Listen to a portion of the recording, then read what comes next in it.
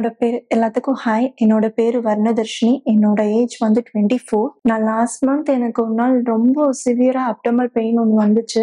எனக்கு தாங்க முடியல. என்னால டாலரேட் பண்ணவே முடியல. ஹாஸ்பிட்டல் வந்தோம். அப்பதான் எனக்கு தெரிஞ்சது எனக்கு பிபி ரொம்ப லோவாக ஆரம்பிச்சிருச்சு. என்னால சுத்தமா எந்திரிக்க முடியல. மயக்கமா வந்துச்சு. எந்திரிக்கவே முடியல. சுத்தமா என்னால முடியல. அப்ப இங்க வந்ததுக்கு அப்புறம் தான் எனக்கு தெரிஞ்சு எக்டோபிக் பிரெக்னன்சி. எக்டோபிக் பிரெக்னன்சின்னா எனக்கு என்னன்னே தெரியாது. இங்க வந்து சொன்னதுக்கு அப்புறம் தான் அது எனக்கு ஆக்சுவலா பீரியட்ஸ் வந்து லாஸ்ட் டைம் மிஸ் ஆயிருக்குது. ஆனா எனக்கு அது தெரியல. ஆக்சுவலா நான் பீரியட்ஸ் ஆயிட்டேன். சோ நார்மல் பீரியட்ஸ் நானும் விட்டுட்டேன். அதுக்கப்புறம் தான் எனக்கு இங்க வந்து செக் பண்ணதுக்கு அப்புறம் தான் தெரிஞ்சிருக்கு நான் கன்சீவ் ஆயிருக்கிறேன். எனக்கு பேபி இருந்திருக்குது. ஆனா அது வந்து டியூப்ல ஃபார்ம் ஆயிருச்சு. பேபி வந்து ஆக்சுவலா வந்து யூட்ரஸ்குள்ள போயிருக்கணும். எனக்கு டியூப்லயே நின்னுக்குச்சு. சோ பேபினால வளர முடியாம அந்த டியூப் எனக்கு ரப்சர் ஆயிடுச்சு. அது வெடிச்சிருச்சு. சோ அதனாலதான் எனக்கு ரொம்ப பிபி வந்து ரொம்ப கம்மியாயி ஹெவி பிளட் லாஸ். இங்க வந்து உடனே ஸ்கேன் எல்லாமே இமீடியட்டா பண்ணாங்க. உடனே வந்தோடனே எல்லாமே இமீடியட்டா பண்ண ஆரம்பிச்சாங்க. டாக்டர் பத்மபிரியா மேம் அவங்கதான் வந்து எனக்கு இமீடியட்டா சர்ஜரி பண்ணணும்.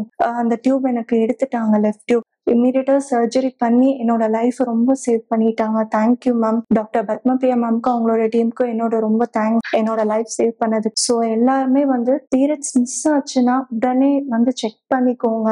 5 days மிஸ் ஆச்சுனாலும் செக் பண்ணிக்கோங்க. ஃப்ரீயா விட்டுறாதீங்க. ஓகேவா? ஸோ எக்டோபிக் பிரெக்னன்சி வந்து நார்மல்னு நினைச்சுக்காதீங்க. அது ரொம்ப சீரியஸா இருந்திருக்குது. So thank you.